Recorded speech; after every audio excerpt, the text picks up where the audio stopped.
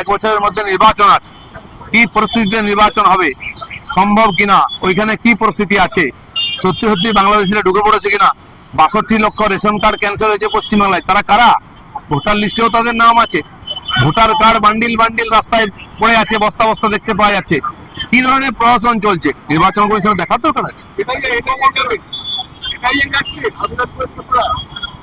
কেন্দ্র সরকার দেখছে, এনআইএ আসবে কিনা তারা ঠিক করবেন, আসা উচিত। মুখ্যমন্ত্রী আজকে বলেছেন যে আগামী 1 বছর ধৈর্য ধরে থাকতে কেন্দ্রের সরকার পরিবর্তন 4 বছর থেকে তো আপনার সম্বন্ধে লোকের ধৈর্যের বাঁধ ভেঙে গেছে, আরো 1 বছর আপনি কি চাইছেন? আপনি 1 বছর থাকবেন কি? মানুষে যাবে কোথায়, থাকতেই হবে। আর কেন্দ্র অনেক দূর, আপনাকে কেন্দ্র দেখতে হবে না, আপনার পার্টি আর সরকার সামলান। সে তো উনি 370 ধারা সম্বন্ধে বলেছিলেন, কোর্টেও গিয়েছিলেন, 2 কালে থাপ্পড় খেয়েছেন। তিনি বলেছিলেন ডিমনিটাইজেশন রোল ব্যাক করাবেন, হয়ে গেছে। তিনি বলেছেন 3 তালাক ফিরিয়ে আনবেন, হয়ে গেছে। বাবরি মসজিদ ফিরিয়ে আনবেন, হয়ে গেছেন। উনি ফিরে আসবেন কি, এই প্রশ্ন এখন।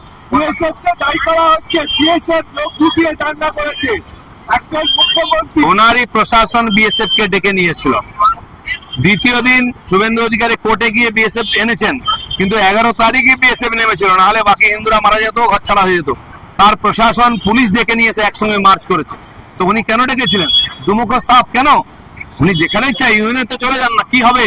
1 বছর পর তো বিদায় হতে হবে।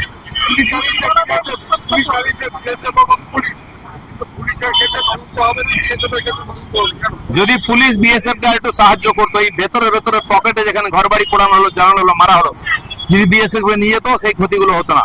সেই জন্য পুলিশের বিভিন্ন তদন্ত হোক। মমতা ব্যানার্জির আদেশে পুলিশ এরকম করেছে, নাকি লোকাল অফিসাররা সাবোটেজ করেছে?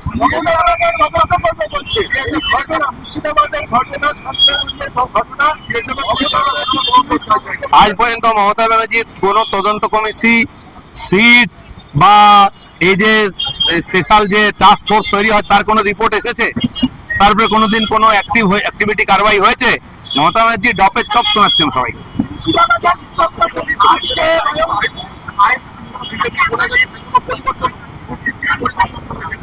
তার আগেই সরকার পরিবর্তন হয়ে যায় পশ্চিমবাংলায়। শেষ হবে সরকারের বিসর্জনের মাধ্যমে। উত্তরপ্রদেশ, বিহারে 20 বছর আগে এরকম প্রশ্ন ছিল, হিন্দুরা পলায়ন করতো ছেড়ে। আজ হয়েছে? আজ যদি এখানে যোগীর মতো বিজেপি সরকার থাকতো, উনি বলছেন আমার এমএলএদের বাড়ি ভেঙে দিয়েছে, তো আপনার সরকার কি গাঁজা খাচ্ছে? এতদিনে বুলডোজার নেমে যেত। আপনার সরকার আছে বলে এমএলএও মার খায়, গুলি খায়, জেলা পরিষদ কাউন্সিলর সমিতি গুলি খায়, কারা করছে? মমতা ব্যানার্জি এই যে দুঃশাসনের রাজত্ব করছেন, এটা বিসর্জন হবে আগামী বছর।